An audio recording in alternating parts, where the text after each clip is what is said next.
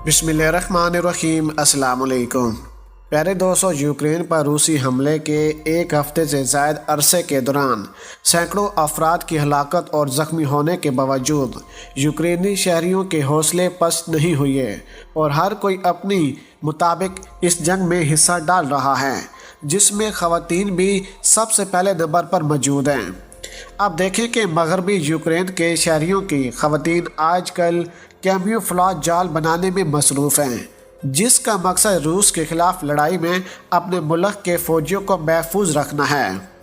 खबर रसां अदारा रिलायंस के मुताबिक एक तहखाने की प्रोडक्शन सेंटर के तौर पर इस्तेमाल करते हुए ये ख़वातीन कपड़े को छोटे छोटे टुकड़ों में काट कर एक फ्रेम पर बांध देती हैं, ताकि फ़ौजी गाड़ियों, सामान और एहलकारों को ढांपने के लिए जाल बनाया जा सके।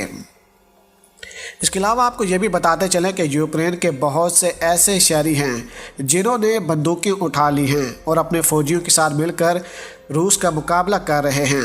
आपको बताते चलें कि वहाँ पर जितने भी स्टूडेंट थे, उन्होंने कलम को छोड़कर बंदूकें उठाना सही समझा और बंदूकें उठाकर यूक्रेन के साथ मिलकर रूस का मुकाबला कर रहे हैं। बहुत से ऐसे नौजवान जो पढ़ाई के लिए वहाँ पर गए थे, तो यूक्रेनी हुकूमत ने कहा कि आप यूक्रेन की मदद करें, क्योंकि इस वक्त यूक्रेन रूस का मुकाबला नहीं कर पा रहा। उन स्टूडेंट के साथ वो तमाम तर औरतें भी इस जंग का हिस्सा बन चुकी हैं, जो न सिर्फ अपने फ़ौजियों को सपोर्ट कर रही हैं, बल्कि रूस का मुकाबला भी कर रही हैं। वीडियो को आगे बढ़ाने से पहले हमारे चैनल को सब्सक्राइब करें और हमारी वीडियो को हर जगह पर शेयर करें, ताकि न्यूज़ से रिलेटेड जब भी हम कोई वीडियो अपलोड करें वो सबसे पहले आप अहबाब को मिल सके। प्यारे दोस्तों, सबसे पहले तो हम आपको बताएंगे कि लोयू शहर अपने फ़न, तामीर और सकाफ़ती वर्से की वजह से शोहरत रखता है। गुज़िश्ता माह 24 फरवरी को रूसी हमले के आगाज़ के बाद से इस शहर में 1 दर्जन से ज़्यादा मरतबा फ़िज़ाई हमले के सायरन बज चुके हैं, ताहम यहाँ अब तक बमबारी नहीं हुई है। इस प्रोडक्शन सेंटर में काम में मसरूफ़ कुछ ख़वातीन ने कहा है कि जब से हमले हुए हैं, हम मुसलसल अपने फ़ौजियों को सपोर्ट कर रहे हैं। यूक्रेन के मुसल्लह अफ़वाज के लिए कैमोफ्लेज जाल बनाने के लिए ख़वातीन ने इसमें हिस्सा डाला है। उन्होंने कहा कि हमारे मर्दों और मुखालफों को उनकी ज़रूरत है। हम में से हर एक जितनी हो सके मदद कर रहा है और हम हमायत के लिए सबके शुक्रगुज़ार हैं। प्यारे दोस्तों, यहाँ पर हम आपको बताते चलें कि हम फ़ौजी गाड़ियों और जहाँ तक के फ़ौजियों को ढांपने के लिए कैमोफ्लेज जाल बनाते हैं, ताकि वो ड्रोन और फ़ौजी तैयारों से पोशीदा और ज़िंदा रहें। ये जाल फ़ौजी टैंकों और मुख्तलिफ़ फ़ौजी गाड़ियों को ढांप लेते हैं। उनका मज़ीद कहना था कि हमारा फ़र्ज़ है, वो अपनी जानों को ख़तरे में डालते हैं और हमारे लिए जानें कुर्बान करते हैं। अगर हम कुछ कर सकते हैं और एक छोटा सा काम करके उनकी मदद कर सकते हैं, तो ये हमारा फ़र्ज़ है। याद रहे कि यूक्रेन की जितनी भी ख़वातीन हैं वो इस जंग में भी कूद पड़ी हैं।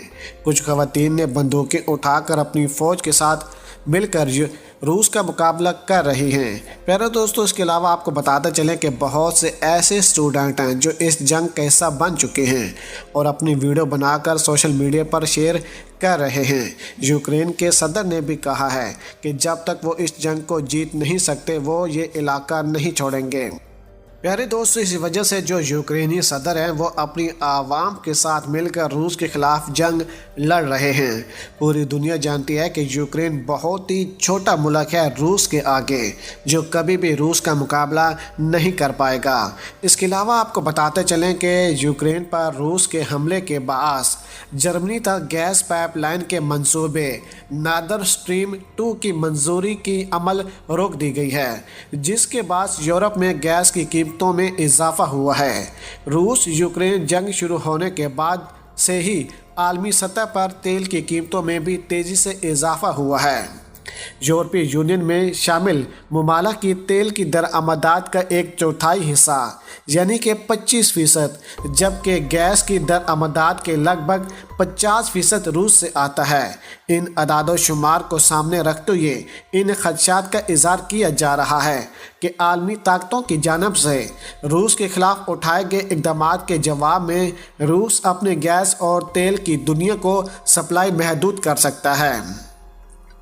روس یورپی یونین کو درآمد ہونے والی مجموعی قدرتی گیس کے لگ بھگ 40% فراہم کرتا ہے، جبکہ باقی کی طلب 60% ناروے اور الجزیرہ سے پوری کی جاتی ہے۔ روس کئی اہم پائپ لائن کے ذریعے یورپ کو گیس کی فراہمی کرتا ہے، جس کی نادر سٹریم 1 یا مال یورپ اور برآمد بورڈ۔